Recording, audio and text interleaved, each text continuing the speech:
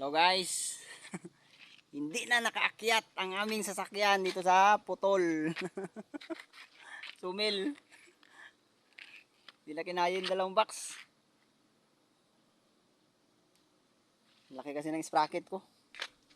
Engine sprockets 17. Hindi kinaya oh. Dito kami guys oh.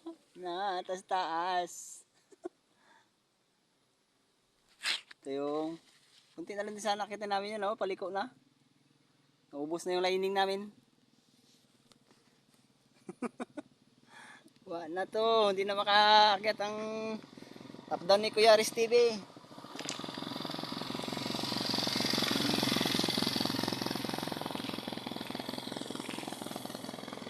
Help!